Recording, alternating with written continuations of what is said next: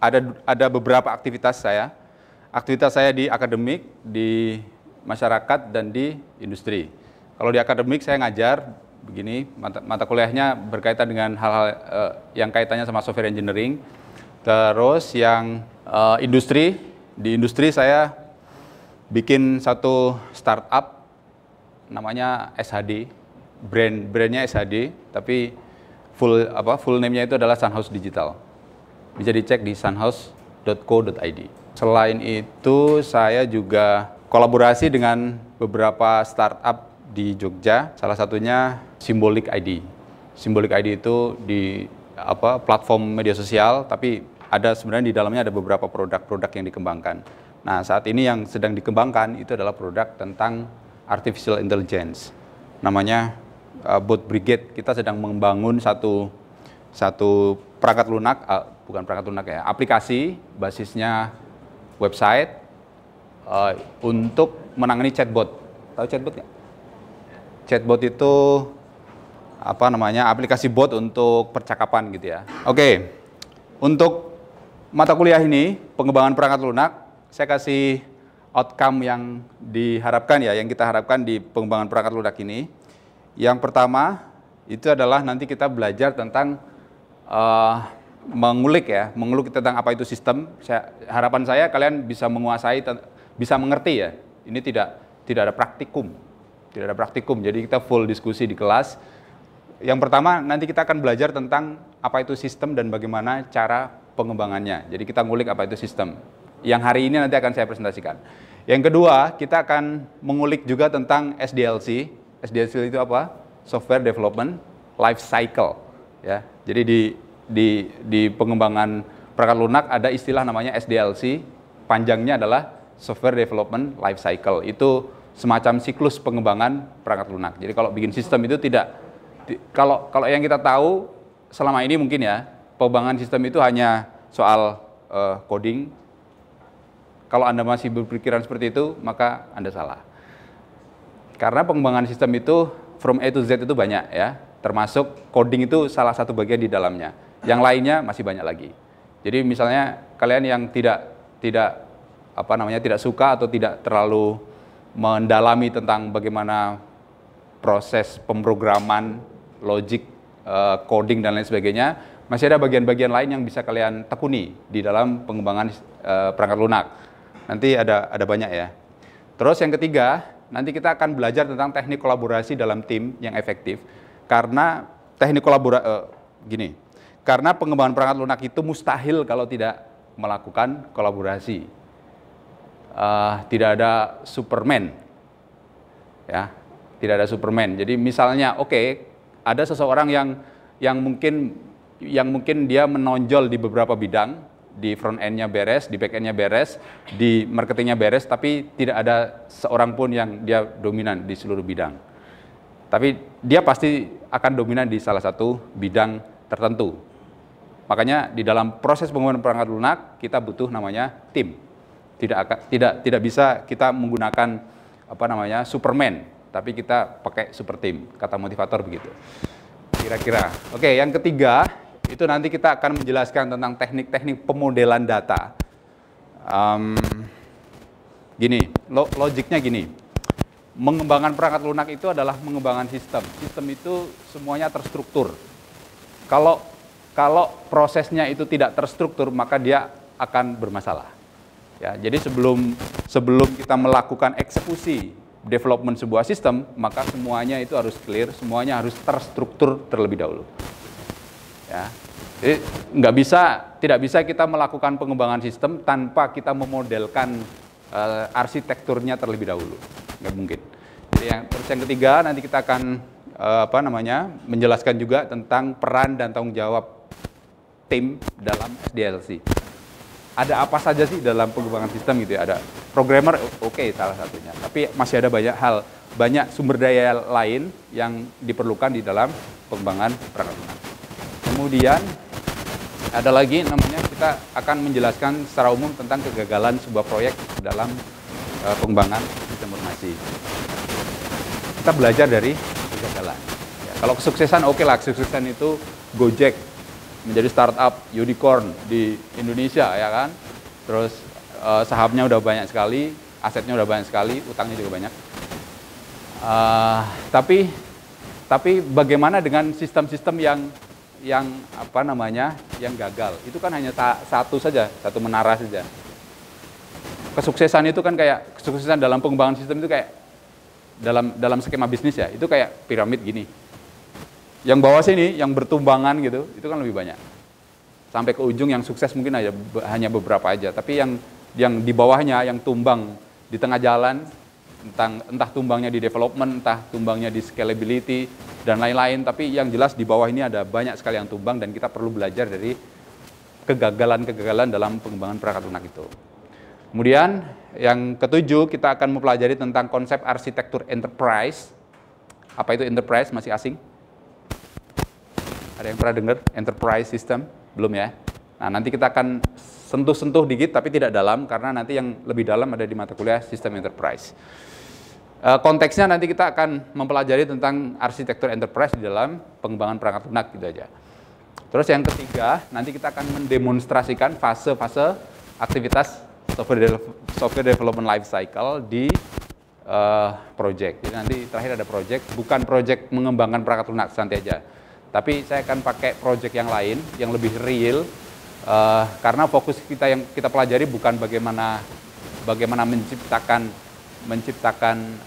perangkat lunaknya, tapi bagaimana kita melakukan tahapan-tahapan yang benar dalam menciptakan perangkat lunak. Kita bukan fokus di mengembangkan belajar bagaimana menciptakan perangkat lunak, tapi proses untuk membuat perangkat lunak.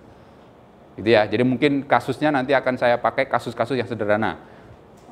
Mungkin saya akan pilihkan yang tangible aja ya. Maksudnya produk yang tangible, yang bisa dipegang, bisa dilihat. Misalnya kita bikin kado, kita bikin marble mesin gitu ya. Tahu marble mesin? Mesin kelereng gitu. Itu kan sistem juga kan, bikinnya nggak perlu coding ya. Kita bikinnya cukup pakai kardus dan pakai lem gitu dan seterusnya. Pokoknya nanti kita akan cari proses atau produk yang itu tangible, yang bisa kita gunakan sebagai studi kasus untuk belajar tentang apa itu SDLC, gitu ya. Oke ya, oke.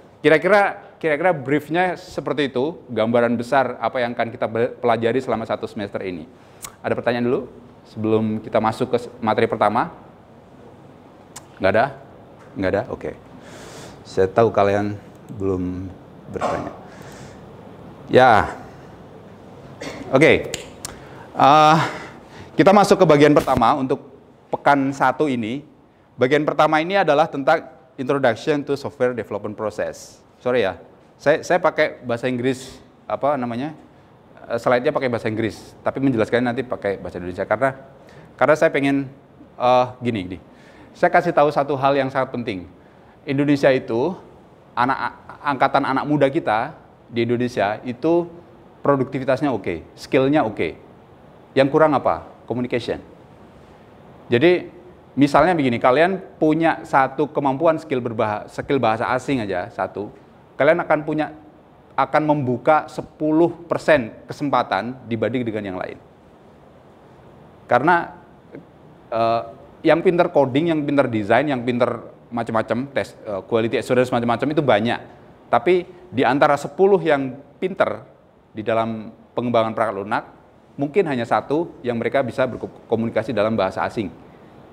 Sementara peluang pekerjaan di perusahaan-perusahaan atau di tempat-tempat yang menggunakan bahasa Indonesia itu sangat sedikit. Dibandingkan dengan peluang-peluang pekerjaan di luar sana yang pakai bahasa asing. Mandarin, Cina, bahasa Arab dan lain sebagainya gitu ya. Artinya begini, kemampuan yang sama dengan tambahan skill bahasa yang satu saja, tambahan skill bahasa, maka kalian akan membuka kesempatan yang lebih besar dalam mendapatkan sesuatu. Mendapatkan peluang pekerjaan maksud saya. Nah, makanya ya setidaknya ini kita bisa sama-sama belajar ya. Saya juga belum lancar-lancar amat, tapi kita sama-sama belajar untuk familiar dengan istilah-istilah bahasa Inggris. Oke. Pertanyaan pertama saya. What is the software development? Apa itu pengembangan perangkat lunak? Ada yang punya ide? Ada yang punya ide? Krik, krik, krik, krik, krik gitu ya. Tiba-tiba malam. Oke. Kalau belum punya ide untuk tentang software development, kita akan berimajinasi dulu tentang kita akan bikin rumah. Apa yang harus kalian lakukan kalau kita akan membuat rumah? Oke. Pertama apa? Nyiapin lahan. Terus? Oke, uang. Terus, apa lagi? Desain. Oke, desain. Terus, apa lagi? Apa? Tukang. Oke, nyiapin tukang. Terus, apa lagi? Furniture. Oke. Apa lagi? Hah? Material. Oke, material. Apa lagi? Apa lagi? Apa lagi? Punya ide nggak? Nyiapin pasangan? Enggak? Oh, belum ya? Belum. Oke. Bisa nggak kita langsung mengeksekusi bikin rumah? Ya bisa aja. Siapa bilang nggak bisa? Ya kan? Ya bisa aja, siapa bilang nggak bisa? Ya, bisa. Bisa, tapi apa yang terjadi kalau kita langsung eksekusi? Ada tanah, kita langsung eksekusi bikin rumah, ada tukang, macam-macam sebagainya. Tukangnya udah, pokoknya Pak Tukang kamu bikin rumah, terserah. Mau bikin seperti apa terserah, saya nggak mikir gitu. Apa yang terjadi? Yang terjadi kekacauan gitu ya. Yang terjadi adalah kekacauan. Oleh sebab itu, minimal yang paling penting untuk kita lakukan sebelum kita mengeksekusi development sebuah rumah itu adalah desain. Kenapa desain? Karena desain itu akan menjadi bahasa untuk berkomunikasi antar aktor yang terlibat dalam pengembangan atau pembangunan rumah, kan gitu. Kalau ada desain, oke, desain bentuknya apa? Kalau rumah itu desain bentuknya apa? Apa? Gambar ya. Oke, desain itu bentuknya gambar. Gambarnya seperti apa? Oke, denah, ya kan? Denah rumah. Oke, denah rumah.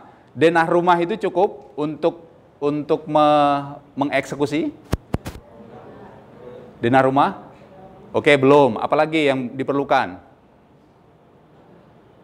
Apalagi? Oke, denah itu sudah cukup untuk memberikan ini ya, untuk memberikan apa namanya, memberikan gambaran tentang bagaimana rumah itu akan dibangun. Tapi apakah itu cukup detail untuk memberikan gambaran? Belum. Perlu apa lagi? Oke, arsitek itu yang bikin rumah, yang bikin desain, ya. Arsitek itu yang bikin desainnya. Apalagi? Kita perlu spesifikasi, oke? Struktur, oke ya, struktur. Betonnya ukurannya berapa, besinya ukurannya berapa, terus kolomnya ukurannya berapa, pondasinya sedalam apa, takaran apa namanya, takaran materialnya seperti apa dan seterusnya, oke ya. Jadi denah dilengkapi dengan struktur itu akan kira-kira apa? Yang terjadi apa kalau kita punya dua itu? Kesalahan akan dikurangi. Kesalahan akan diminimalisir, oke? Kenapa? Karena paduannya udah cukup detail. Gambarnya, resolusinya udah cukup jelas. Ya kan? Ketiga, itu oke, denah dengan apa tadi struktur ya, gambar struktur itu sudah cukup baik untuk menciptakan itu. Tapi belum cukup, belum terlalu detail. Oke, kita tambahkan yang ketiga, desain dalam bentuk misalnya 3D model. Ya. Dalam 3D model. Kalau dalam struktur kelihatan nggak finishingnya? Kelihatan nggak catnya itu warna apa?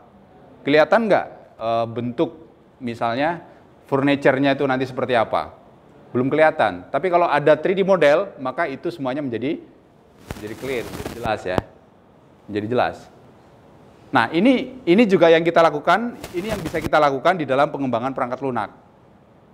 3D model itu di dalam pengembangan perangkat lunak, kalian bisa imajinasikan atau kalian bisa asosiasikan sebagai apa? Sebagai apa?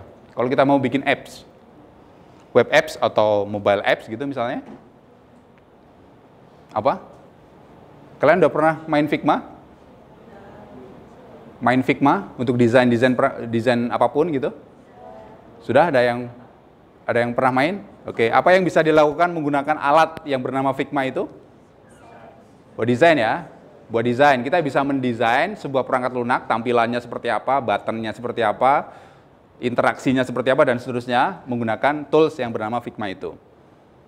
Kalau desain perangkat lunak itu sudah sampai pada levelnya kita sudah menyediakan misalnya ya, prototype dalam bentuk Figma itu, maka apa yang terjadi? Proses pengembangan itu akan menjadi lebih detail. Kenapa? Karena produknya sudah tangible, sudah bisa dilihat, sudah bisa dimainkan interaksinya, walaupun secara fungsional itu belum berjalan. Tapi setidaknya gambaran tentang produk akhir yang akan dibangun itu sudah clear, gitu ya. Nah, makanya makanya di dalam software development ya, software development itu apa? Software development itu yang paling inti itu ada 1, 2, 3, 4. Yang pertama adalah designing sebenarnya. Yang ini creating itu setelah design. Designing, kemudian apa? Creating, deployment dan maintenance. Oke, kita breakdown ya. Kita breakdown. Nanti kita breakdown SDLC-nya ya. Tapi kira-kira software development itu yang paling penting itu adalah di bagian 4 bagian itu. Ya, designing, creating, deploying dan maintaining. Designing itu apa tadi ya? Designing itu mendesain, jadi memberikan gambaran yang sedetail mungkin tentang produk yang akan kita buat. Sedetail mungkin, ya, catatannya sedetail mungkin. Bagian terakhir kita akan fokus di sini. Key player in software development. Jadi pelaku-pelaku utama di dalam software development. Ada dua, saya bagi dua. Jadi ada core player in development process dan core player in business aspect. Ada dua itu ya. Nah, ini untuk menggambarkan kepada kalian bahwa sebenarnya proses pengembangan perangkat lunak itu tidak hanya dilakukan oleh seorang programmer saja. Tapi ternyata ada banyak orang yang terlibat di dalam sebuah pengembangan perangkat lunak. Nah, saya pengen kalian di akhir nanti itu punya gambaran tentang kalian akan cenderung ke bagian mana nih di antara core player in software development tadi itu. Kan logika tadi ya, kita ada software, ada developer, di sini ada user. Oke ya. Nah, kita di bagian developer nih. Di bagian developer. Developer itu adalah tim. Saya bilang tadi itu pertama ya. Developer itu adalah tim. Tim itu memiliki beberapa keahlian-keahlian yang dimiliki. Nah, keahliannya itu kira-kira adalah minimal itu seperti ini. Kita ulik satu-satu. Product owner. Apa itu product owner? Product owner itu adalah orang yang ngerti semua hal tentang produk itu akan dibikin seperti apa. Kira-kira gitu. Level ke bawahnya project manager. Apa dia kira-kira? Kira-kira apa? Coba disampaikan yang keras, yang maksudnya dengan bahasa kalian. Coba ya, kamu. Memanage itu apa? Mengatur ya. Oke, orang yang mengatur project. Project apa? Project development. Ada yang pengen jadi project manager? Tapi dia akan menjadi musuh bersama orang-orang yang pengembangan sistem, ya kan? Ya, biasanya ini project manager yang jahat itu biasanya akan jadi apa ya? Akan jadi common enemy bagi para programmer dan para designer, para tester macam-macam sebagainya. Terutama di para programmer sih. Para programmer itu kalau project manajernya tidak tidak tahu bagaimana membuat sebuah kode, wah itu nanti akan jadi umpatan di belakang gitu. Ya kan? Nah, ini project manager. Software arsitek itu kira-kira apa kerjaannya? Arsitek, kalau arsitek rumah itu apa kerjaannya dia? Mendesain ya. Apa yang dia desain? Denahnya, bentuknya seperti apa, strukturnya dan seterusnya gitu ya. Itu arsitek rumah. Kalau arsitek software dia apa? Ingat tadi sistem itu apa? Interconnected element, ya kan? Sistem itu adalah interconnected element. Jadi software arsitek dia ngapain? Dia mendesain sebuah komponen-komponen di dalam software yang dia nanti akan saling interconnected itu tadi. Jadi kalau kita membuat sebuah aplikasi to-do list, ya to-do list, oke to-do list tapi dia jalan untuk kita sendiri, tidak bisa dibagikan dengan orang lain, misalnya begitu. Arsitekturnya sama nggak dengan misalnya to-do list yang itu online dan itu bisa diakses oleh semua orang? Beda ya, arsitekturnya beda. Nah, itu yang mengerjakan siapa? Yang mengerjakan adalah software arsitek. Nah, software developer itu apa? Ya, yang menciptakan, yang kalau dibikin rumah, dari pembuatan rumah berarti dia apa? Tukangnya ya. Oke, dia tukangnya. Yang masang bata, yang masang pondasi, yang ngecat, macam-macam sebagainya gitu ya. Yang styling, yang UI UX design itu ya berarti yang ini nih, yang gambar warnanya apa dan seterusnya. UI UX developer ya berarti dia yang ngecat tuh, yang mengimplementasikan. Kayak yang coder-coder seperti saya ini, yang programmer-programmer jangan tersinggung ya, karena kita adalah tukang. Ya, kita adalah tukang. Ya, saya sadari itu, kita adalah tukang. UI UX designer apa dia? Apa dia? Ya, kok dia ngoding nggak tuh UI UX designer? Nggak ngoding. Wah, ini yang kalian suka biasanya ini UI UX designer.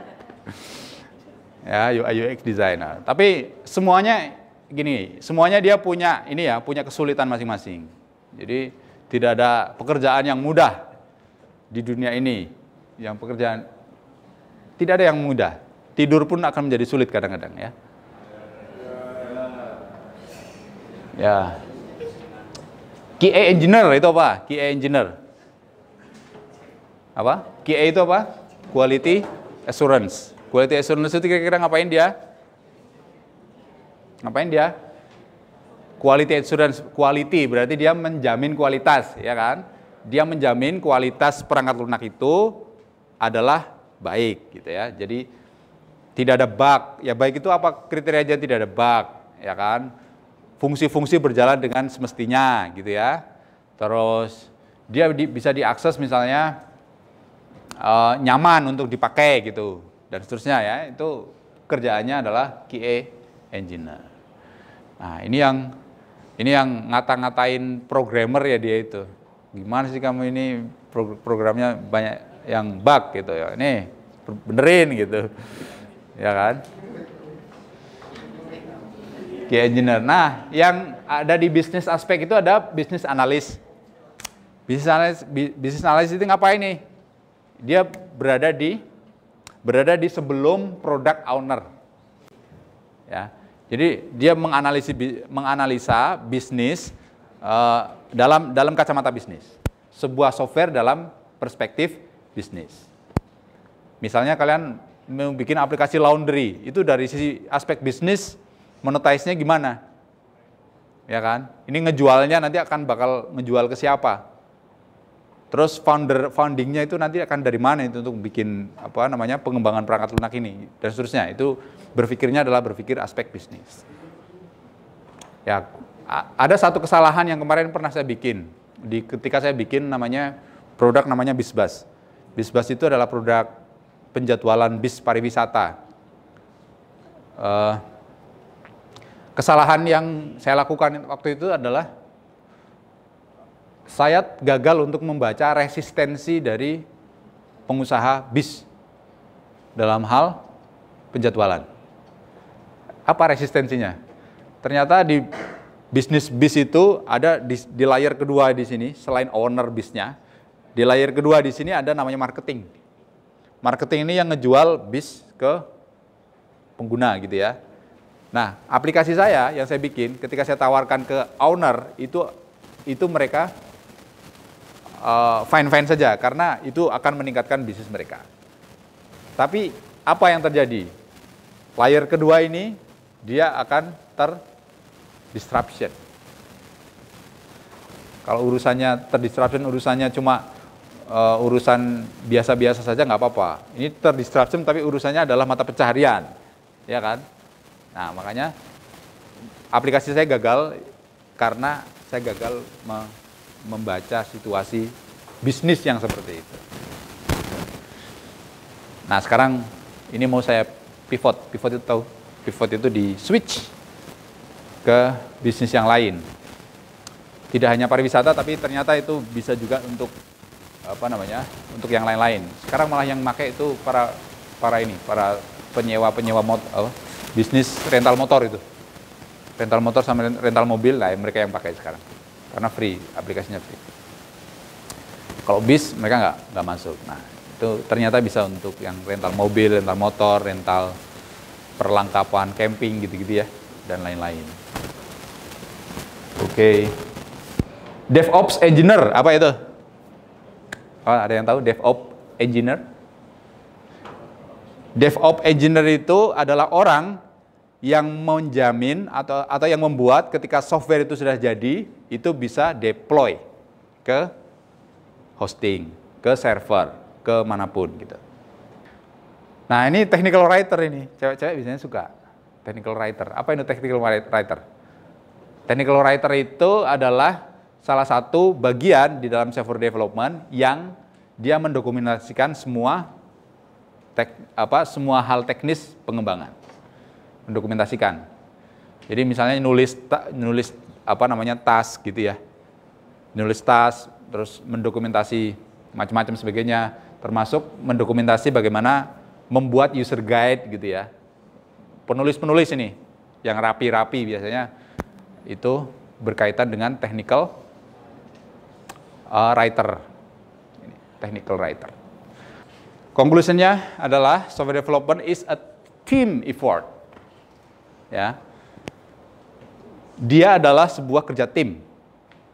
Software development nggak bisa berjalan dengan baik kalau tidak kerja secara tim. Ya. Maka, ya, gini, kerja tim itu nggak gampang. Ya, kerja tim itu nggak gampang. Pengalaman saya melakukan atau mengimplementasikan kerja tim di mahasiswa, kalau tim yang saya bikin biasanya 3 orang. Ya, 3 orang. Kenapa? Kenapa 3 orang, tidak 4? Ini 3 ini menjaga keseimbangan. Ya, 3 itu menjaga keseimbangan. 3 titik yang berbeda di sebuah ruangan, dia akan selalu berada dalam satu bidang. Paham nggak itu? Kalian bikin titik 3 dimanapun dia, kalau dihubungkan, dia akan membentuk satu bidang, berada dalam satu bidang. Kalau 4,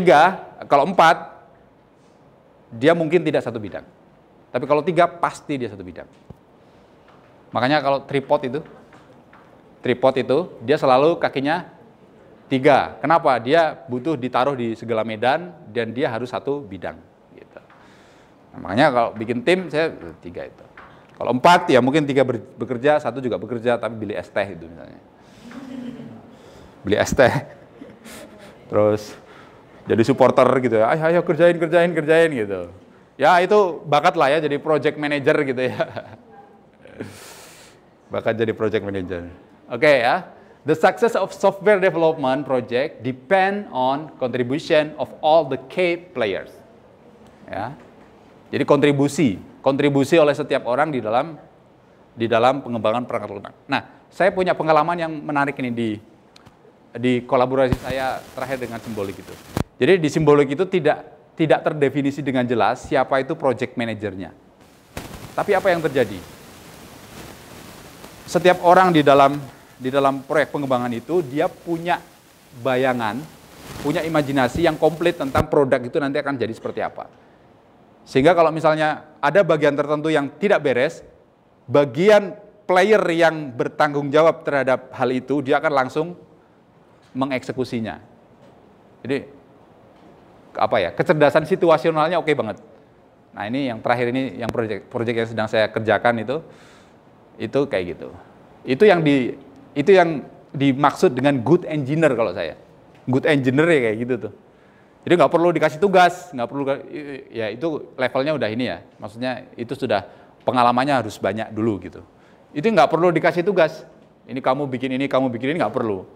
Pokoknya kan nanti tersinkronisasi di dalam repository online ya, di GitLab, tersinkronisasi, dia masing-masing dia melihat produknya, mana yang kurang, kalau dia adalah porsi keahlian dia di situ, dia langsung akan mengeksekusinya. Itu enak banget tuh, trep itu, wah cepet ini bikin produk. Ini bikin produk AI ini 2 bulan kayaknya selesai. Untuk apa namanya Bot Brigade. Oke, itu konklusinya. Sekarang saya akan ngasih minta feedback ke kalian. Siap-siap ya, yang lihat kalian ya. Set. Wah. Kebanyakan. Alvin. Ya, kan di sini nih Alvin. Alvin mana Alvin? Ya. Apa feedbackmu? Berdiri. Loh, nggak apa-apa, ini kan kesempatan kamu bicara. Kalau nggak di sini, di mana lagi kamu bicara? Kerja sama tim. Oke, kerja sama tim. Mana Nisa Nurfadila? Oke. Saya dapat ya Pak. Tadi itu yang pertama pengertian tentang software. Terus? Saya dapat aja gitu, mohon dikoreksi kalau salah Pak. Nggak apa-apa, salah.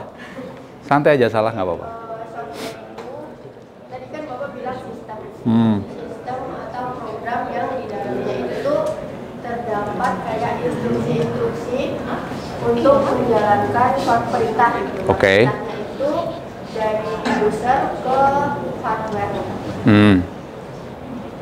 Terus? Poinnya apa lagi? Udah itu. Terus ada juga saling terkoneksi. Udah itu. Oke, refleksi kuliah kita hari ini, ya, Jadi nanti kuliah berikutnya kalian siapkan mind map untuk dari setiap penjelasan yang saya kasih, kalian bikin mind map ya. Tahu mind map? Tahu ya? Jadi peta pikiran yang kalian bikin dalam poin-poin, kemudian dikoneksikan dalam panah-panah, sehingga kalian bisa mengidentifikasi setiap bagian-bagian yang kita pelajari di hari ini, gitu ya. Itu dulu kuliah hari ini.